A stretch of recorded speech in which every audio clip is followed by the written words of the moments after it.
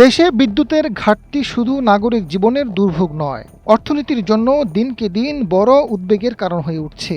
লোডশেডিংয়ে কারখানার উৎপাদন ব্যাহত হচ্ছে, বাড়ছে জ্বালানি ব্যয়। ক্ষুদ্র ও মাঝারি উদ্যোক্তারা হারাচ্ছেন কর্মঘণ্টা ও আয়। কৃষিতে বিদ্যুৎ চালিত সেচ ব্যবস্থা হওয়ায় বাড়ছে ডিজেল নির্ভরতা।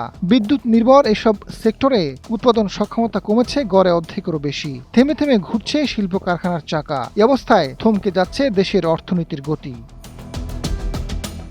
এদিকে ভাসমান এলএনজি টার্মিনাল মেরামত সম্পন্ন না হওয়া পর্যন্ত আপাতত লোডশেডিং ব্যবস্থাপনা এবং অপেক্ষা করা ছাড়া এখন আর কোনো উপায় নেই বলে জানিয়েছেন বিদ্যুৎ, জ্বালানি ও খনিজ সম্পদ মন্ত্রী ইকবাল হাসান মাহমুদ টুকু।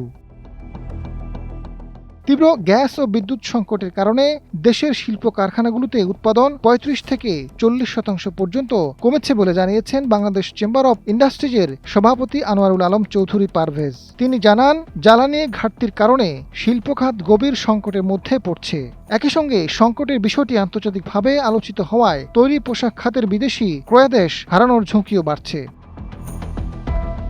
শিল্প উদ্যোক্তারা জানিয়েছেন, বিদ্যুৎ সংকটের কারণে গাজীপুরের শিল্পাঞ্চলে ৫,০০০-এর বেশি শিল্প কারখানায় তৈরি পোশাক খাতের উৎপাদন নেমেছে অর্ধেকে। ভারতের বার্ষিক চাহিদা কমে ৪০ থেকে ৫০ লাখ টনে নেমেছে। বড় ধাক্কা খেয়েছে দেশের প্লাস্টিক ও সিরামিক শিল্প। উৎপাদন সক্ষমতা কোথাও ৩০ থেকে ৪০%, আবার কোথাও মাত্র ২০ থেকে ৩০%। ক্ষুদ্র মাঝারি শিল্পের পরিস্থিতি আরও কঠিন। কৃষিতেও বিদ্যুৎ সংকটের প্রভাব পড়েছে। $২৩ বিলিয়ন বস্ত্রশিল্প কারখানাগুলোর সক্ষমতা ব্যবহার হচ্ছে মাত্র ৩০%।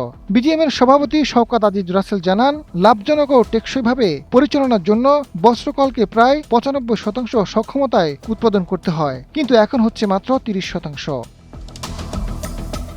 বিদ্যুৎ সংকট নিয়ে ঢাকা পল্লী বিদ্যুৎ সমিতি ১-এর deputy general manager Rafiqul Azad জানান, জাতীয় গ্রিডে কারিগরি ত্রুটি ও সরবরাহ ঘাটতি থাকায় ডিস্ট্রিবিউশনে বাধ্য হয়ে লোডশেডিং করতে হচ্ছে।